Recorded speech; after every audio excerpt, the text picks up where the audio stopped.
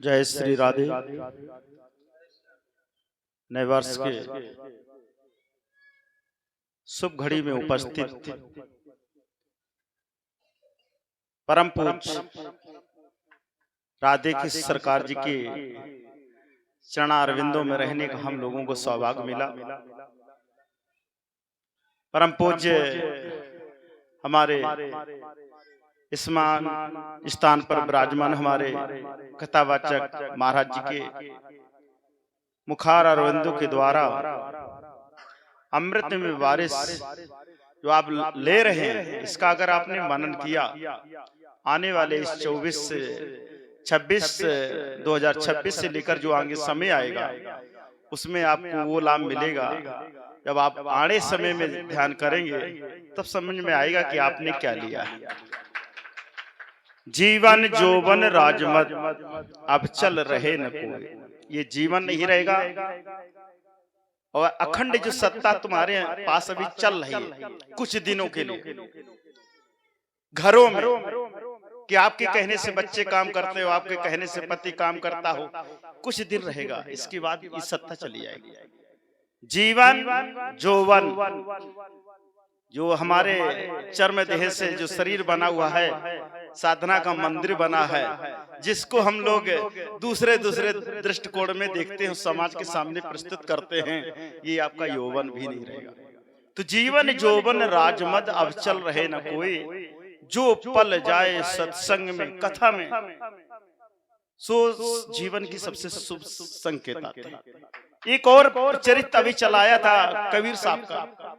जब कबीर का अंतिम समय आया तो उन्होंने एक बात रखी कि राम बुलावा भेजिया दिया कबीरा रो, जो सुख साधु संग में वो बैकुंठो नाय। जो आनंद यहाँ मिलेगा वो बैकुंठ में नहीं मिलेगा। बैकुंठ में एक निश्चित कार्य शैली है, यहाँ कर्म प्रधान है, आप करने के लिए स्वतंत्र हैं, अच्छा करो या बुरा करो, परम स्वतंत्र न सिर पे कोई, भावे मने करो तुम सोई। लेकिन एक बात और ध्यान रखना, कहीं कर्म करते करते अपनी गरिमा मत भूल जाना, अपनी जीवन के उद्देश्य को मत भूल जाना, क्योंकि जो जीवन मिला है, जो उद्देश्य मिला है, ये तन विषय वासनाओं के लिए नहीं मिला है। तो आपसे निवेदन है कि अगर आपने अपने जीवन का महत्व तो नहीं समझा, ऐसा कोई गांव, ऐसा कोई स्थान नहीं रहा, कोई कस्बा सिटी नहीं रहा जहां पर मांस मीट मांस खाने वाले लोग ना हो। तो संतों ने कहा कि गरीब दरिया पाप की बरस रहे अंगार, संत ना होते इस जग में तो जल मरता संसार। आगी लगने वाले है, लग चुकी है, आपको दिख नहीं रहा। महाभारत का युद्ध जब हुआ तो जब अर्जुन ने देखा विराट रूप तो उन्होंने कहा प्रभु ये सब मरे पड़े हैं, ऐसा कैसे, ये जिंदा है, मर कैसे गए? तो उन्होंने कहा इन्होंने ऐसे कृत कर दिए हैं, ये जिंदा भले हो लेकिन मर चुके हैं। केवल रील अब चालू होने वाली है, वो भी आपके द्वारा होने वाली है। तो हम लोगों के इतने खोटे कर्म हैं कि कथा सुनने के पात्र नहीं हो। आपके प्रारब्ध पूर्व जन्म के कर्म ऐसे हैं जो आपको यहाँ खींच लाए। अगर वर्तमान के कर्म देखे जाएं तो इस जगह आप आने योग्य नहीं थे, लेकिन आप धन्य हैं। आप क्यों? सबसे पहले आपको मानव जीवन मिला, बड़े भाग मानुष तन पावा। दूसरा भाग ये मिला, बड़े भाग पायो सत्संगा, जो आपको हरि की कथा मिल रही है, भगवान का चरणामृत मिल रहा है।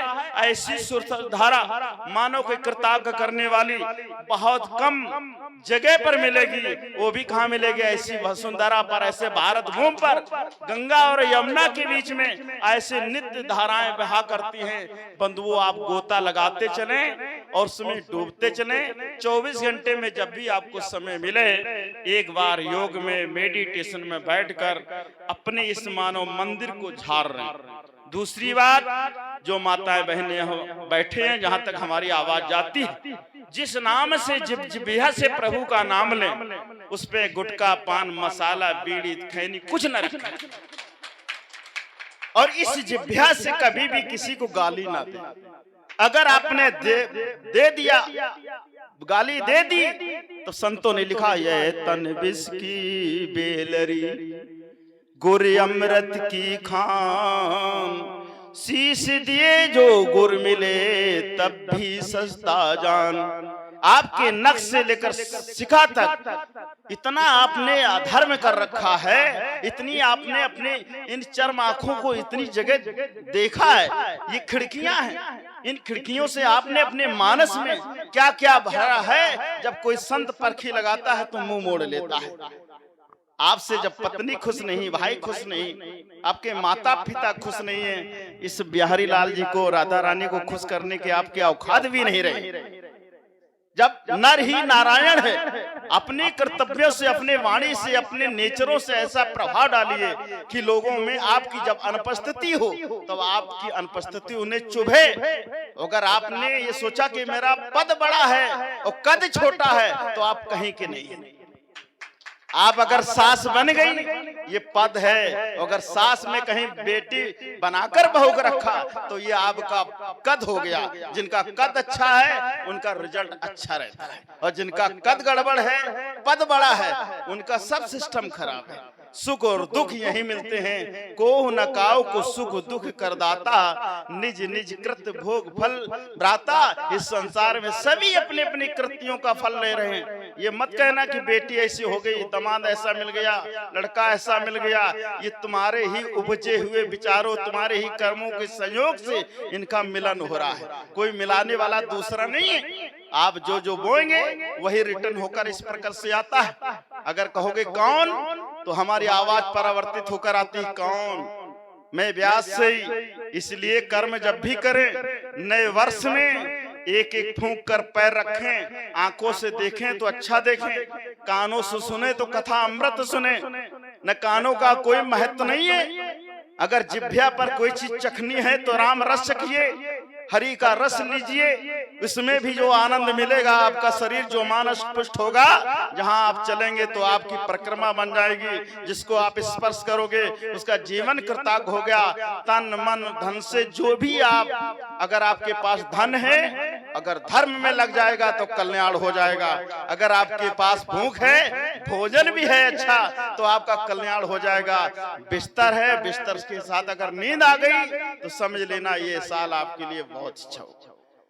इसलिए ना ज्यादा बोलते हुए हमारी ओर से, मेरे अंतरात्मा से मैं भी यही कहता हूं प्रभु से, हमारी जब भी मानवर जी से, महात्मा जी से, महोदय जी से जब भी हमारी एकांक बात होती है तो बहुत लंबी होती है। हमारी विचार विमर्श में हमने एक बार कहा था, आप बड़े भाग्यशाली हैं। अंतर्दृष्टि से जब मनुष्य हाड़ मांड में भले बैठा हो, इसके अंदर, आपके अंदर दुनिया की सारी, ब्रह्मांड की सारी रचना आपके इस मानव मंदिर में है। सूरज चांद सितारे से लेकर अखंड ब्रह्मांड, ब्रह्मा विष्णु से लेकर आदि से अंत तक इसमें रास्ता पड़ा हुआ है। मानव जीवन में वो रास्ता पड़ा हुआ, अगर आप योग करेंगे तो आपको वो अनुभव होगा कि आपको अगर नमक रोटी दी जाए सब, तब भी आप पुष्ट रहेंगे। आप संसार की दुत्कारें, आपको अंदर जब रस आने लगता है तो मीराबाई ने महल छोड़ दिया, माल जेवर छोड़ दिया।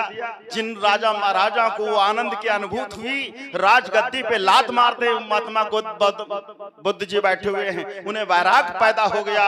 और हम लोगों को वैराग कथा सुनने के बाद नहीं होता है। बड़ा दुर्भाग्य की बात है कि 100 जूता खाए तमाशा घुस कर देखे।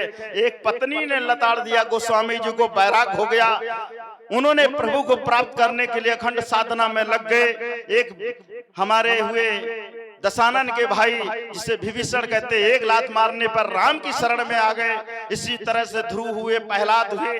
ऐसे अनेक कथाएं हैं। जिसको वैराग उत्पन्न होता है वो भक्ति में लीन हो जाता है। तो हम आपके भी चरणों में वंदना करके निवेदन करना चाहता हूँ, ये 2026 है, इसके पीछे लिखा 26, 20 माने जहर। इसको अमृत बनाओ। हर नाम है जगत में अमृत, और अमृत है कहीं नहीं। यही कथा, ये रसपान करोगे, जितना घूट घूट लोगे उतना ये शरीर आपका ये धमक इतना हो जाएगा जैसे अमृतसर हो जाएगा। अमृतसर हो जाएगा तो हरिद्वार पहुंच जाओगे।